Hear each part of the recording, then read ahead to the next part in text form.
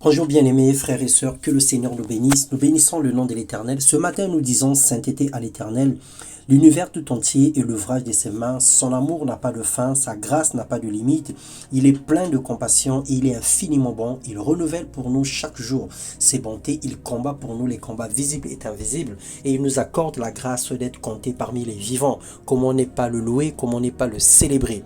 Bienvenue dans notre méditation quotidienne. Ce matin, nous allons partager la parole de Dieu. Le thème de notre méditation, c'est la main de l'Éternel et la face de Dieu. Sa correction, mais également son amour. Nous lisons dans 1 Samuel, le chapitre 12, le verset 14, le verset 17, la Bible déclare « Si vous craignez l'Éternel, si vous le servez, si vous obéissez à sa voix, et si vous n'êtes point rebelle à la parole de l'Éternel, vous vous attacherez à l'Éternel votre Dieu, vous et le roi qui règne sur vous. Mais si vous n'obéissez pas à la voix de l'Éternel, et si vous êtes rebelle à la parole de l'Éternel, la main de l'Éternel sera contre vous, comme elle a été contre vos pères. » Bien-aimés du sang dans le Seigneur, la méditation de la parole nous conduit à comprendre que l'expression « chercher la main de l'Éternel » est synonyme de désirer la bénédiction, de désirer quelque chose de lui, tandis que chercher la face de l'Éternel est l'image de rechercher sa grâce, sa miséricorde ou son intervention divine. Plusieurs aujourd'hui recherchent plus la main de Dieu, recherchent plus la bénédiction, recherchent plus le matériel, mais ne désirent pas la face de Dieu. Ça veut dire qu'ils ne vont pas dans la présence de l'Éternel pour se repentir, pour implorer sa miséricorde, demander sa sécurité et sa protection. Nous ignorons notre salut quelquefois et nous ne croyons même plus à la vie après la mort, ni au retour de Jésus-Christ. Dieu attire continuellement à lui. Dieu nous attire continuellement à lui pour le connaître, pour l'aimer, pour l'adorer et pour être rempli dans sa présence. Il veut que nous puissions le servir de tout notre cœur et nous donner une espérance pour son retour. Malheureusement, nous désirons plus ses bénédictions que lui-même, plus sa puissance que sa justice, plus son approbation que sa correction.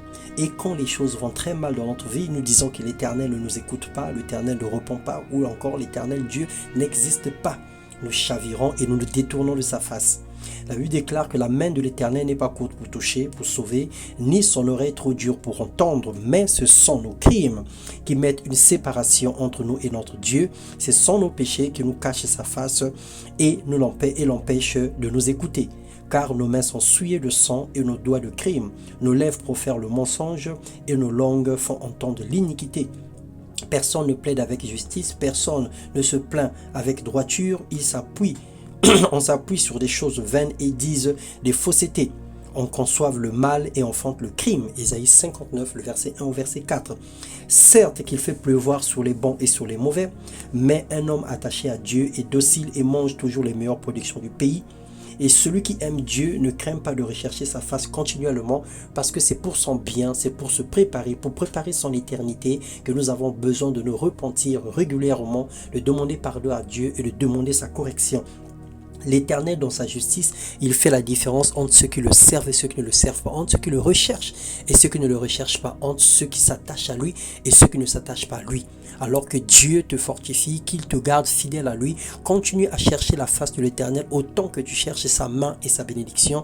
Continue à venir tous les jours dans la présence de Dieu autant que tu désires voir les jours heureux.